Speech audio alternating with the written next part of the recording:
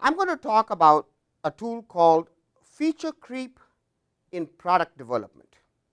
Those of you who have a product based company will certainly appreciate this, but this also applies to people who have a service based company where your product is a service offering.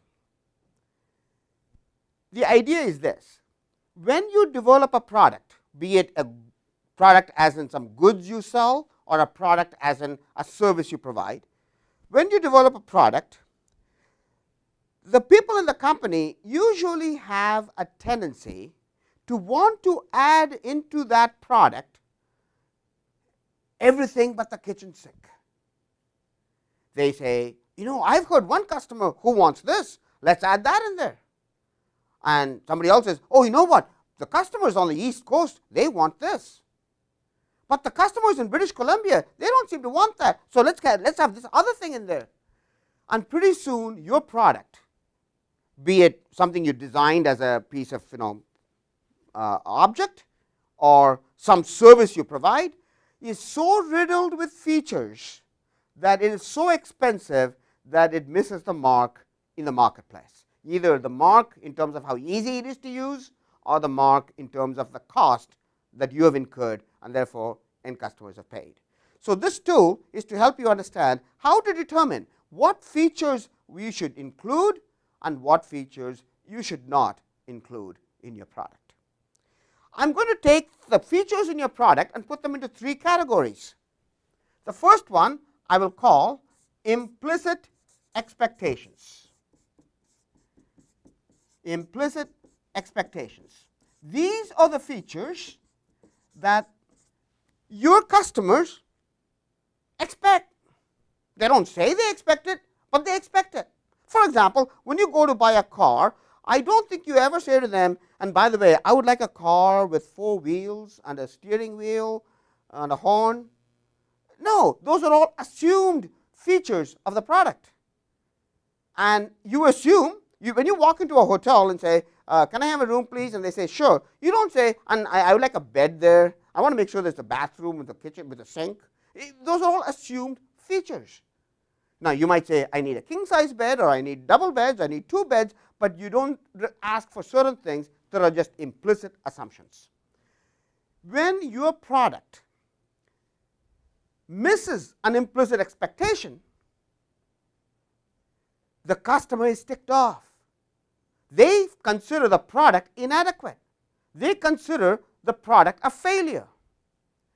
Even though they never asked for it, it was your job to know that they needed it and provide it.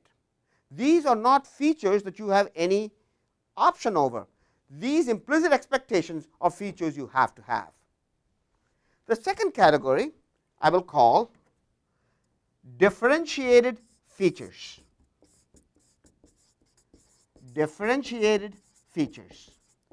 These are the features on which you differentiate yourself.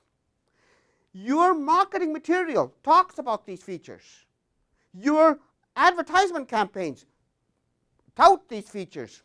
They are typically few in number, by the way. You cannot have a long laundry list of differentiated features. They are usually 4, 5, or 6 key things that your product is better than the competitor's product.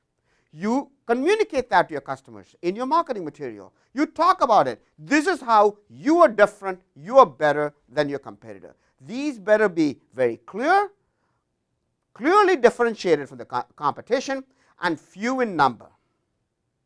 And then there is the category, the third category, unexpected delights.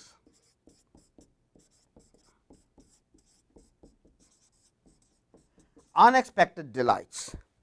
These are the things that features in your product that you never talk about. You never tell prospective customers. It is not in your marketing material. It is not mentioned anywhere. But when somebody buys that product and they take it home, or a service and they experience it, they go, wow, that's nice. And they tell their friend, did you see this? Look at this. Let me show you this. Those are unexpected delights. Those of you who are iPhone aficionados would know the iPhone is riddled with unexpected delights. When a feature is an unexpected delight, you really cannot charge for that feature, because you never said it was there in the first place. You didn't sell it on the basis of that feature, so you can't charge for the feature. But it is what people will talk about. Implicit expectation failure here is when they will stop buying your product. So you don't get anybody to buy the product because you have what the implicit expectations are, but you can get people to get annoyed if you don't have them. Differentiated features is the basis on which people buy your product or service, but unexpected delights is the basis on which they return. It is the basis on which they tell other people about your product. It is the conversation at the cocktail party. It is what brings them back. It is what creates brand equity for your company. It is what allows your product category to be maybe a notch higher in price than competitions, because they know that from you they will get a lot of unexpected delights. When you are designing the features in your product, be it a goods or service, when people want to throw in a huge number of features into the product, ask yourself, label each one. Is this feature an implicit expectation? Is it a differentiated feature? Is it an unexpected delight? By having the discipline in putting it into these three categories, it will allow you to be able to be more frugal about which ones you include and more strategic by including them with the right expectations. Feature creep in product development.